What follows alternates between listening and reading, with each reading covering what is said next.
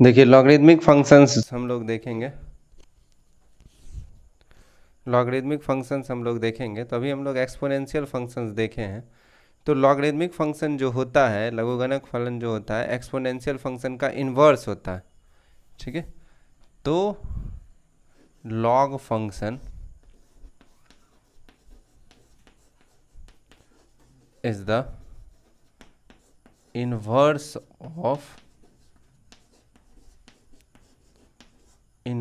Of exponential function.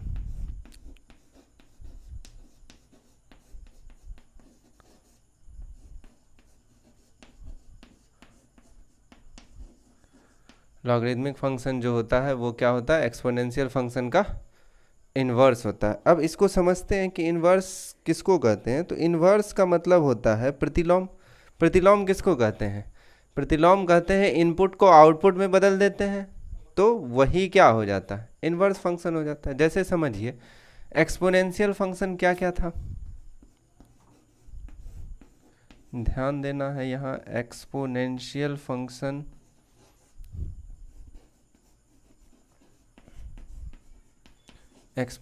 Function हम लोग अभी पढ़े हैं कि एफ एक्स बराबर ए पर पावर एक्स, एफ एक्स बराबर ए पर पावर एक्स, यही एक्सपोनेंशियल फंक्शन था। जैसे समझ लीजिए 2 पर पावर 3 रखे तो क्या मिला, 8। 2 तो कांस्टेंट है। इस फंक्शन का इनपुट क्या था, एक्स ही इनपुट है। इस फंक्शन को ध्यान से देखिए, इसका इनपुट एक्स है, आउटपुट ए पर पावर एक्स है। तो 3 क्या हो गया, 3 हो गया इनपुट, और ये 8 क्या हो गया, आउटपुट। ठीक है, इसी तरह मान लो 2 पर पावर 4 का बात हम लोग करें तो क्या हो जाएगा, 16। 4 क्या हो गया, इनपुट, और 16 क्या हो गया, आउटपुट।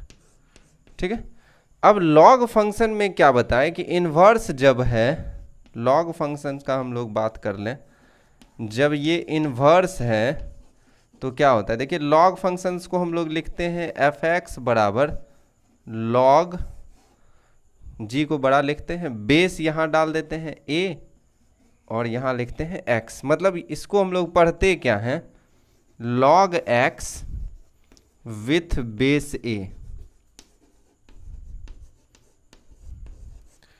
इसको हम लोग क्या पढ़ते हैं, लॉग एक्स विथ बेस ए। अब थोड़ा सा ध्यान दीजिएगा, क्या बताए कि इनपुट बन जाता है आउटपुट, आउटपुट बन जाता है इनपुट। तो यहाँ क्या कहते हैं, लॉग, ये बन जाता है, जो यहाँ बेस है वो यहाँ भी बेस है, तो लॉग बेस 2। आउटपुट बन जाएगा इनपुट, तो यहाँ क्या रख दें 8। इनपुट बन जाएगा आउटपुट, तो यहाँ क्या हो जाएगा 3। ठीक है, क्या क्या बताए कि जो यहाँ बेस है वो यहाँ भी बेस रहेगा लॉग में भी। ठीक है, लॉगरिदमिक फंक्शन जो होता है एक्सपोनेंशियल फंक्शन का इन्वर्स होता है। और इन्वर्स का मतलब क्या, इनपुट को आउटपुट में बदलना, आउटपुट को इनपुट में बदलना। तो इस फंक्शन का, इस लॉगरिदमिक फंक्शन में 2 कांस्टेंट है, इनपुट है 3, आउटपुट है 8। तो लॉग एक्स में क्या हो जाएगा, 2 फिक्स हो गया, आउटपुट बन जाएगा इनपुट, और इनपुट बन जाएगा आउटपुट। यदि मान लीजिए इसको लिखना है तो log 2 लिखेंगे, आउटपुट लिखिए कितना 16, इनपुट क्या हो जाएगा 4। कोई दिक्कत यहाँ से समझ रहे होंगे। देखिए एक्सपोनेंशियल फंक्शन का बात हम लोग कर लेते हैं, 2 पर पावर 5, या इस तरह समझिए, इस तरह समझते हैं हम लोग, 16 पर पावर 1/4 लिख देते हैं। 16 पर पावर 1/4 सबको पता होगा मान कितना, 2। तो इनपुट क्या 1/4, आउटपुट क्या 2। तो लॉग बेस 16, आउटपुट 2, इनपुट आपको क्या मिल जाएगा 1/4। ठीक है, तो ये समझ गए होंगे कि लॉग फंक्शन जो होता है, लॉगरिदमिक फंक्शन जो होता है वो इन्वर्स होता है किसका, एक्सपोनेंशियल फंक्शन का। इन्वर्स का एक ही मतलब, इनपुट बन जाता है आउटपुट, और आउटपुट बन जाता है इनपुट।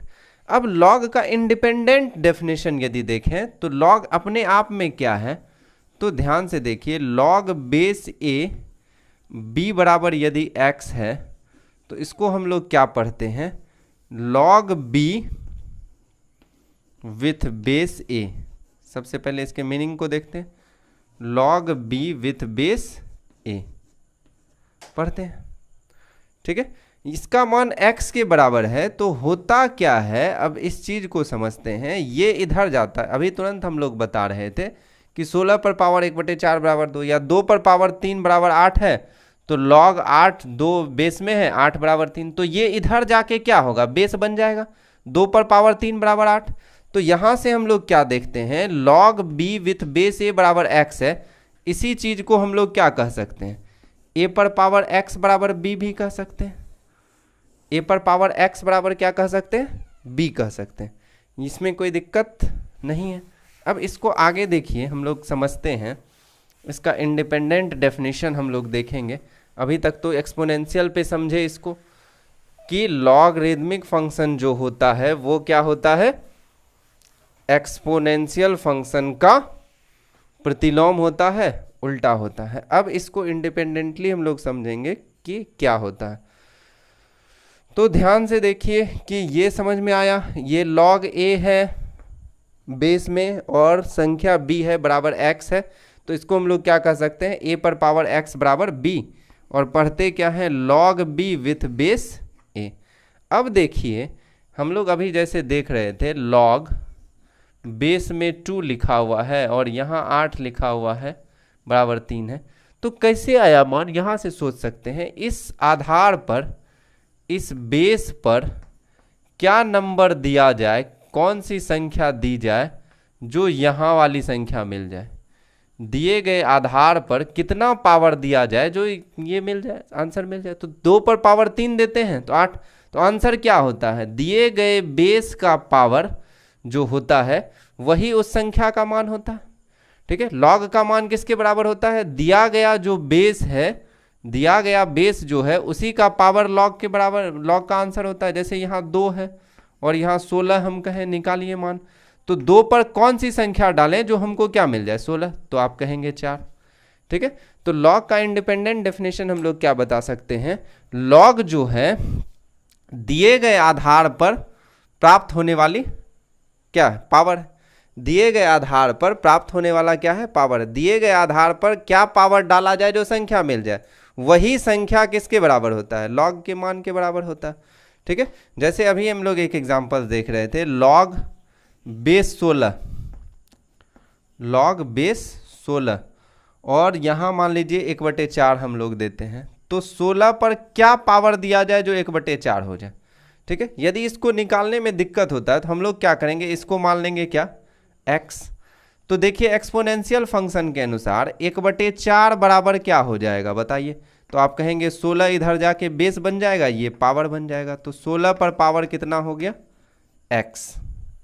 16 पर पावर कितना हो गया, x। अब बताइए 16 पर क्या पावर दिया जाए जो 1/4 मिल जाए, 16 पर क्या पावर दिया जाए जो 1/4 मिल जाए, तो इसको भी 4 का पावर कीजिए, इसको भी 4 का पावर, तो इसको लिख सकते हैं हम लोग 4 पर पावर -1।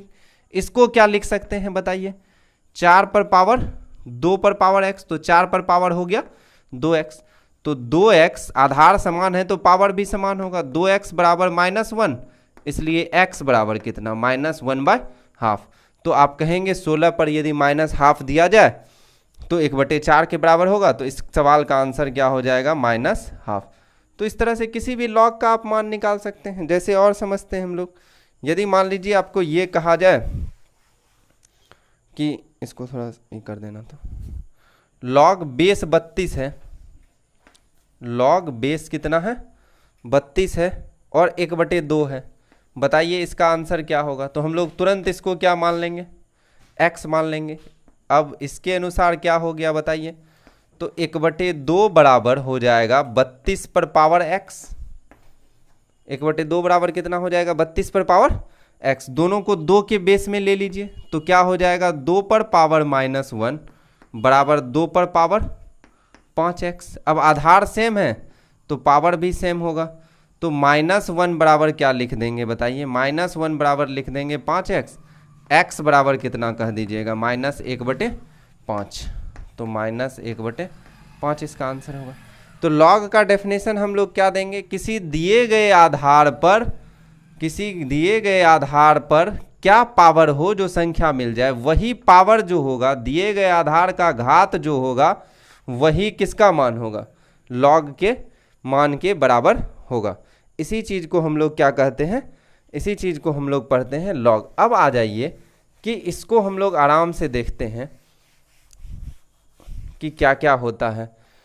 तो देखिए होता ये है कि हम लोग ये बात कर रहे थे कि लॉग बेस ए और यहाँ क्या दिया हुआ है बी, लॉग ए बेस ए और दिया हुआ है बी। इससे पहले देखिए एक्सपोनेंशियल फंक्शन में हम लोग देख रहे थे लॉग बेस ए बी जो है इसको हम लोग क्या पढ़ते हैं, लॉग बी विथ बेस ए, यही हम लोग पढ़ते हैं, लॉग बी विथ बेस ए पढ़ते हैं। अब आ जाइए कि क्या क्या डेफिनेशंस था एक्सपोनेंशियल और इसका। तो एक्सपोनेंशियल फंक्शन में रिस्ट्रिक्शंस क्या क्या था कि a ग्रेटर देन 0 होना चाहिए और नॉट इक्वल्स टू 1 होना चाहिए, a ग्रेटर देन 0 होना चाहिए और नॉट इक्वल्स टू 1, ये पढ़ चुके थे, अभी देखेंगे कि क्यों होगा ये। और एक तीसरा चीज भी है कि b जो है लॉग हमेशा धनात्मक का ही मान देता है, ऋणात्मक का मान देता ही नहीं है, तो b को भी क्या होना पड़ेगा, ग्रेटर देन 0। तो ये 3 कंडीशंस है लॉग के साथ। क्या क्या कंडीशंस है, a greater than 0, a not equals to 1 और b ग्रेटर देन 0। अब ऐसा क्यों होता है इसका बात हम लोग कर लेते हैं। तो मान लीजिए a का मान 0 के बराबर है, यदि हम लोग बेस 0 कर दें, यदि हम लोग लॉग का बेस 0 कर दें और कहें कि यहाँ 5 है 4 है कुछ भी है, यदि लॉग का मान बेस 0 कर दें और कहें कि इस संख्या 5 का मान निकालिए, तो आप क्या कहिएगा कि यदि मान x है तो मान लिए x, ठीक है। अब एक्सपोनेंशियल फंक्शन जैसा अभी डेफिनेशन दिए थे, ये इधर जाके बेस बनेगा और x पावर, तो 0 पर पावर x बराबर क्या हो जाएगा 5। अब ये बताइए कि 0 पर क्या पावर दें कि 5 हो जाए, ऐसा संभव है, ऐसा संभव नहीं है, इसलिए इसको ये लॉग क्या हो जाता है, नॉट डिफाइंड, ये क्या हो जाता है नॉट डिफाइंड। तो पहला चीज आपको पता चल गया होगा कि लॉग का बेस 0 के बराबर क्यों नहीं होता है, लॉग का बेस 0 के बराबर कभी नहीं हो सकता है। 0 के बराबर यदि हो जाएगा तो क्या समस्या आएगी, ये पता चला कि 0 पर पावर x बराबर 5, 4 कुछ भी रहा यहाँ तो मान नहीं निकल सकता। तो 0 पर पावर x बराबर 5, 0 पर क्या पावर दें जो 5 आ जाए, कोई पावर देने से काम नहीं चलेगा। तो इसका मतलब क्या है कि a जो होगा वो 0 के बराबर तो कभी नहीं होने वाला, a नॉट इक्वल्स टू 0, पहला चीज। दूसरा चीज ये देखिए कि a ग्रेटर देन 0 कह रहा है, तो हम लोग ये मानते हैं कि लेस देन 0 होगा तो क्या समस्या आएगा, लेस देन 0 का मतलब ऋणात्मक, तो लॉग का बेस ऋणात्मक लेके देख लेते हैं, -1 और यहाँ कर देते हैं 5 बराबर कर दीजिए x, तो -1 पर पावर x बराबर 5। अब ये बताइए कि -1 पर क्या पावर दें जो 5 हो जाए, ऐसा कोई पावर ही नहीं हो सकता। या मान लो -2 ही है, -2 है और यहाँ 8 है, कोई दूसरा एग्जाम्पल ही लेके देखते हैं, कोई सस्पिशन नहीं रहे। तो -2 पर पावर x बराबर क्या हो जाएगा 8। अब बताइए -2 पर क्या पावर दें जो 8 हो जाए, तो आपके मन में यदि ये चल रहा होगा कि -2 पर पावर 3 दें तो 8 हो जाएगा, तो ये समझ लीजिए कि -2 को 3 बार यदि गुना करते हैं तो ये -8 होता है, ना कि 8 होता है। तो इसका मतलब ये भी क्या है, ये भी लॉग क्या है, तो आप कहिएगा ये भी लॉग है नॉट डिफाइंड। तो ये पता चल गया कि a जो है वो निगेटिव नहीं हो सकता है, a जो है वो निगेटिव नहीं हो सकता है और 0 भी नहीं हो सकता है। तो इस दोनों स्टेटमेंट से ये हम लोग कह सकते हैं कि यदि 0 भी नहीं है, देख लीजिए यहाँ से पता चला कि 0 भी नहीं है, यहाँ से पता चला ऋणात्मक भी नहीं है, तो क्या है धनात्मक है। तो बेस हमेशा क्या होगा, ग्रेटर देन 0 ही होगा, 0 से ज़्यादा ही होगा, 0 से कम होने का कोई बात नहीं है। अब आ जाइए कि यदि a बराबर 1 हो गया तो क्या क्या समस्या आएगी। तो यदि a बराबर 1 हो गया तो 1 लिखे यहाँ और यहाँ कोई भी संख्या ले लो, 4 3 2 1, बराबर कर दीजिए x। तो क्या कहिएगा आप, ये कहिएगा कि 1 पर पावर x बराबर 4। अब 1 पर क्या पावर दें जो 4 हो जाए? ऐसा कोई पावर बना ही नहीं है 1 पर देने के लिए जो 4 हो जाए। ऐसा कोई पावर है कि x पर 1 पर कुछ भी पावर दीजिएगा तो क्या होना है, एक ही होना है। लेकिन 1 पर पावर x बराबर क्या चाहिए आपको, 4 चाहिए। इसका मतलब ये भी क्या है, नॉट डिफाइंड। ये भी कैसा फंक्शन हो गया, कैसा लॉग हो गया, नॉट डिफाइंड। तो यहाँ से पता चल गया होगा ये वाला चीज़ कि a भी नॉट इक्वल्स टू 1 है, इसमें कोई दिक्कत नहीं। अब तीसरा सवाल रहा कि b को भी कह रहा है कि ग्रेटर देन 0, मतलब ये ऋणात्मक नहीं होगा। ऋणात्मक हो गया तो क्या समस्या आएगा बताइए। तो देखिए log 2 है मान लीजिए बेस, और यहाँ ले लिए -4 बराबर x। तो ये बताओ 2 पर पावर x बराबर -4 होगा, होगा कि नहीं। अब यहाँ 2 पर पावर क्या दें जो माइनस में संख्या आ जाए, तो कोई संख्या आप कहिएगा नहीं है। ये भी क्या है, नॉट डिफाइंड है। इसका भी नाम क्या है, नॉट डिफाइंड। तो इतना समझ में आ गया होगा कि log क्या है, log b with base a जो है, इसका जो बेस होगा वो ग्रेटर देन 0। यही चीज़ बता रहे थे वहाँ एक्सपोनेंशियल में भी, ध्यान दीजिएगा, बोले थे कि a ग्रेटर देन 0 होना चाहिए। क्या क्या समस्या आ रही है देख लिए। यदि 0 हम लोग लेते हैं तो log नॉट डिफाइंड होता है। इसके बाद देखिए कि ऋणात्मक यदि ले लेते हैं, लेस देन 0 ले लेते हैं तो भी ये डिफाइंड नहीं होता है। तो यहाँ से पता चलता है कि a ग्रेटर देन 0 ही होगा। 1 लिए तो क्या समस्या आई, ये भी नॉट डिफाइंड होता है, तो a नॉट इक्वल्स टू 1 ही होगा। और b जो है, जो b है संख्या, ये भी ऋणात्मक नहीं हो सकता। मतलब log जो है ऋणात्मक संख्या को डिफाइन ही नहीं करता है। तो log इतना सा समझ में आ गया आपको कि log क्या है। तो आप कहिएगा log जो है वो बेस पर दिया जाने वाला पावर है। log क्या है, तो बेस पर दिया जाने वाला पावर है। तो बताइए बेस पर क्या पावर दें जो 64 हो जाए, तो 6। तो log में किसी संख्या का मान जो है, log में किसी संख्या का मान उस बेस पर, उसके दिए गए बेस पर पावर के बराबर होता है। log में किसी संख्या का मान उसके बेस के पावर के बराबर होता है। इसी को हम लोग क्या कहते हैं, log। अब log को जो हम लोग डिफाइन किए, यहाँ से देखें कि log का बेस, इससे पहले हम लोग ये भी देख चुके हैं कि एक्सपोनेंशियल फंक्शन का क्या होता है, इन्वर्स होता है। उसके बाद log में क्या याद रखना है कि आधार जो है, बेस जो है, वो 0 से बड़ा होना चाहिए, 1 के बराबर नहीं होना चाहिए। और 0 से बड़ा होगा कौन, संख्या। मतलब log जो है ऋणात्मक संख्या का मान कभी नहीं देगा। log ऋणात्मक संख्या का मान देता ही नहीं है, हमेशा किसका मान देता है, धनात्मक संख्या का। ठीक है। तो ये बताइए इसका यदि प्रांत कहा जाए, यदि इस सवाल का प्रांत कहा जाए, तो इस b को हम लोग x कर दें तो fx को हम लोग क्या लिखेंगे बताइए। fx बराबर हम लोग लिखेंगे log x with base a, लिखेंगे कि नहीं। अब इसी x को न हम बोले, इसी x को यहाँ पे b जो लिखा हुआ था ग्रेटर देन 0, तो मतलब डोमेन जो होगा, प्रांत जो होगा, वो क्या हो जाएगा। तो आप कहिएगा कि डोमेन जो है वो 0 से बड़ा होगा। ऋणात्मक का मान ही नहीं देता है, तो ऋणात्मक का मान नहीं देता है तो डोमेन क्या होगा, 0 से लेके इन्फिनाइट तक, ओपन इंटरवल में 0 भी शामिल नहीं। अब बताइए इसका परिसर क्या होगा, log का मान क्या होगा। तो log का मान का जहाँ तक हम लोग बात करें तो हम लोग ये देख चुके हैं log का मान धनात्मक भी होता है, ऋणात्मक भी होता है, शून्य भी होता है। नहीं देखे हैं तो देख लेते हैं इसको। तो ये बताइए, धनात्मक मान तो अभी तुरंत देखे थे, फिर भी देख लीजिए। log यदि बेस 2 है और लिखे 32, तो 2 पर पावर क्या दें जो 32 हो जाए, तो 5, धनात्मक।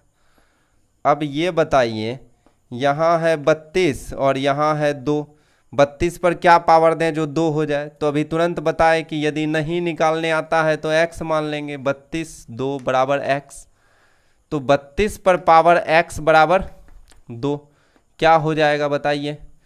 2 पर पावर 5x बराबर 2। पर पावर 1। अच्छा, इसको 2 मत कीजिए, 1/2 कर लीजिए, तब माइनस में आएगा, नहीं तो मान तो प्लस में ही रह जाएगा। इसको 1/2 कर लीजिए, इस मान को कीजिए 1/2।